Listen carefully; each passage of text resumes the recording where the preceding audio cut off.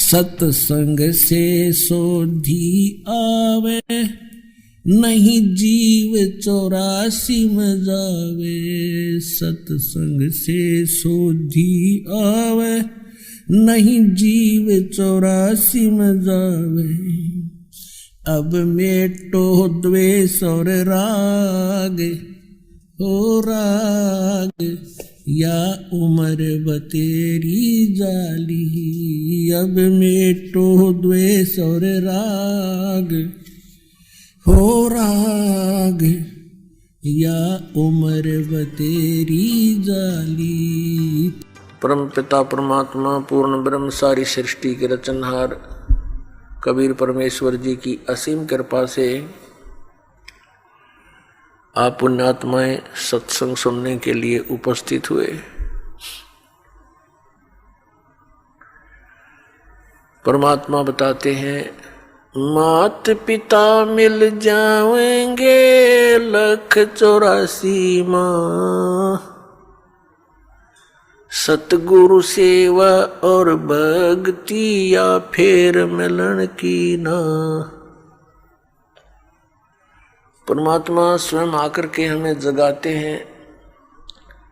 हम मोह ममता की गहरी नींद में सोए हुए होते हैं।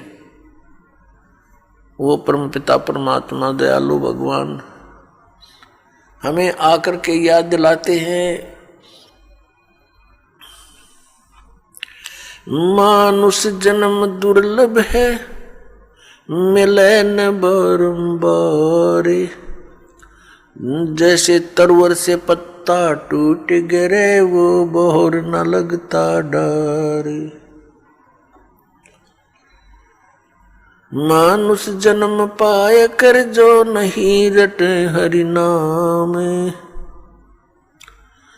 जैसे कुआ जल बिना फिर बनवाया क्या काम। बिन उपदेश अचंभ है, ये क्यों जीवत है प्राण। भक्ति बिना काठोर है, वो नर नाही पाषाण। अगम निगम को खोज ले, बुद्धि विवेक विचार। उदय अस्त का राज मिले, तो बिन नाम बेगार। राम रटत कोडी भला, चू चू पड़े जो चामे। ये सुंदर शरीर किस काम का, जा मुख नाही नाम।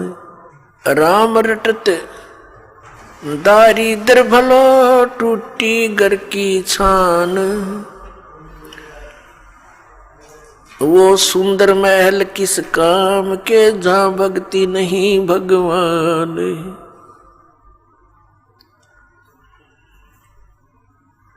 राम रटत कन्या बली, साकेट भलो न पूत। जैसे बकरी के गल में गल थना, जिसमें दूध ना मूत। हमारे परमात्मा ने, हमारे पिता ने, हमारे जनक ने आकर के हमें ये ज्ञान बताया कि आप इस लोक के वासी नहीं हो, आप यहाँ के रहने वाले नहीं हो। और जिन इन संसारिक सुखों को आप सुख मानते हो, ये झूठा सुख है, ये अस्थायी है। आप जी को यहाँ रोके रखने के लिए आपको इतना विवश कर दिया इस काल भगवान ने। अपने तीनों पुत्रों को, ब्रह्मा जी को रजगुण युक्त बना दिया, विष्णु जी को सतगुण युक्त बना दिया, और शंकर जी को, शिव जी को तमोगुण युक्त बना दिया। और इनके अंदर से निकल रही वो तरंग हम सभी प्राणियों को प्रभावित कर रही है।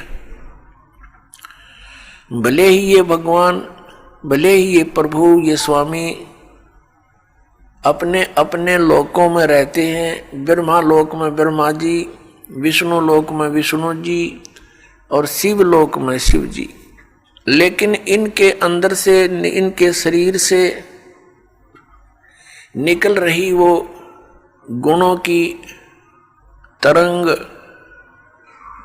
वो हमें प्रभावित कर रही है, यहाँ बैठों को। इन भगवानों के अंतर्गत, इन स्वामियों के अंतर्गत 3 लोक आते हैं। ये पृथ्वी लोक, ऊपर स्वर्गलोक और नीचे पाताल लोक। इन 3 लोकों में प्राणी हैं और इनसे बाहर के जो प्राणी हैं वो इनकी रेंज से बाहर हैं, बाहर के दूसरे लोकों में जो है। इन 3 लोक के प्राणियों को ये तीनों प्रभावित रखते हैं। इनकी इतनी रेंज है, वहां तक इनका प्रभाव बना रहता है। जैसे रसोई के अंदर मिर्चों का छौंक लगाया जाता है तो वो मूल वस्तु, जो साकार वस्तु मिर्च रसोई में विद्यमान है, उसका छौंक लगा, उस छौंक से निकली हुई तरंग दूसरे कमरों में, दूसरे कक्षों में पहुंची और वहां बैठे व्यक्तियों को भी छींकें आने लगी। अब उनको छींके ना आवे तो उनके बस की बात नहीं, क्योंकि मिर्च का प्रभाव है। और साकार वस्तु रसोई में उसके निराकार गुण ने, शक्ति ने दूसरे कक्षों में बैठे व्यक्तियों को भी प्रभावित कर दिया। ठीक इसी प्रकार श्री ब्रह्मा जी रजगुण युक्त है। जैसे मिर्च को मिर्च वाले गुण से युक्त कर दिया, अब मिर्च तो है ही उसका नाम, लेकिन उसमें गुण भी वही है जो उसका नाम है, तो वो गुण भी और वही है और मिर्च भी वही है। इसी प्रकार ये ब्रह्मा जी रजगुण है तो ये गुण भी यही है, क्योंकि इसी से हम प्रभावित होते हैं। और ब्रह्मा कहो चाहे इसको रजगुण कहो। इसी प्रकार अन्य इन दोनों भगवानों की, सतगुण विष्णु, तमगुण शिव जी समझो। परमात्मा ने आके बताया कि तुम्हारे को बड़े सुनियोजित तरीके से षड्यंत्र रच कर आपको यहां रोक रखा है। अपने आत्मा, आप बहुत भोले हो, बालक हो इस भगवान के मार्ग में, और बालक की इतनी बुद्धि नहीं होती वो अपने हानि और लाभ को सोच ले। आप तो इतने अबोध बच्चे हो जब तक आपको तत्व ज्ञान नहीं होता।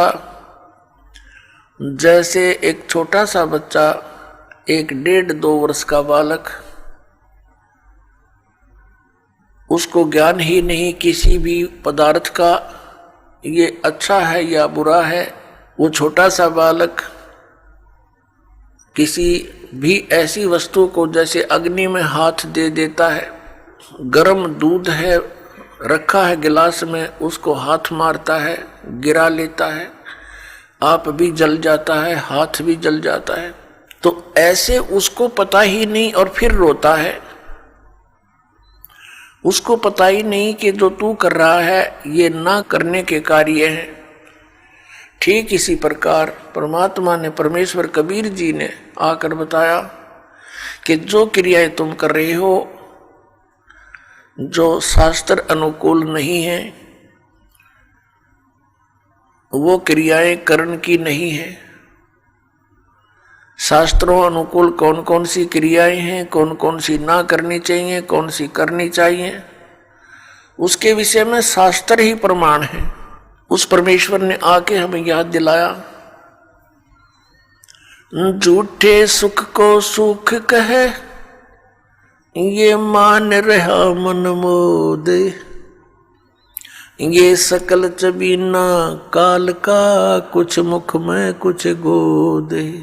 परमात्मा ने हमें याद दिला कि तुम्हें यहां ऐसे रोक रखा है जैसे कसाई बकरे पालता है, बकरियां पालता है, नर और मादा को एक ही स्थान पर रख लेता है सैकड़ों की संख्या में। जिस कसाई की अच्छी कंजम्पशन होती है वो कई सैकड़ों की संख्या में बकरे और बकरियों को पालता है, उनके लिए एक चरागाह बना देता है, एक तालाब बनाता है, एक शेड डाल देता है। गर्मी और सर्दी से बचने के लिए वे वहाँ उसके नीचे आ जाते हैं और उनकी बड़ी देखभाल करता है, केयर टेक करता है।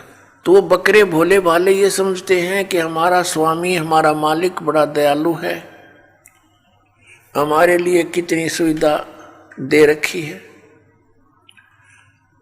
लेकिन उनको ये ज्ञान नहीं कि जब तुम्हारे यहाँ से वो किसी के बेटे को निकाल ले जाता है, किसी की बेटी को, किसी की माँ को, किसी के भाई या पिता को, तो उस समय इसकी दयालुता तुम्हारी बुद्धि में नहीं रहती। तो पुण्यात्मा, जब वो कसाई बकरों के पास जाता है, वो बकरे उसको नेक व्यक्ति जान के, अपना हितैषी मान के उसकी तरफ दौड़ कर जाते हैं, उसको प्यार देना चाहते हैं। जैसे कोई किसी पशु को संभालता है प्रतिदिन, और वो पशु भैंस या गाय बैल, जब भी वो व्यक्ति उसके पास आता है उससे वो प्यार करता है, उससे लाड करता है, क्योंकि आत्मा के अंदर किए कर्म के प्रतिफल का एक विशेष भाव बनता है। इसी आधार से वो बकरे उस कसाई के हाथ को चाटते हैं। कोई ऐसे ऊपर को पैर करके उसको सीने से लगाना चाहता है, प्यार देना चाहते हैं। अब वो ऐसे पकड़ कर देखता है, बकरों को हाथ लगा कर देखता है जगह जगह से। वो तो ये देख रहा है इसमें यो कितना मांस चढ़ गया, इसका ऊपर कितने कै किलो का बिकेगा, और वो चाटते हैं, उसको लाड देते हैं, ऐसे जीभ से चाट चाट कर प्यार देते हैं। बड़ा नेक आदमी है, और वो एस्टीमेट लगाने लग रहा है यो कितने का बिकेगा। परमात्मा ने आके बताया कि ठीक इसी प्रकार खाई खुराका पैन पोशाका यम का बकरा पलता है। कहते हैं खाई खुराका और पैर पोशाका, यहाँ यम का बकरा पलता है। इस काल के बकरे पल रहे हो तुम,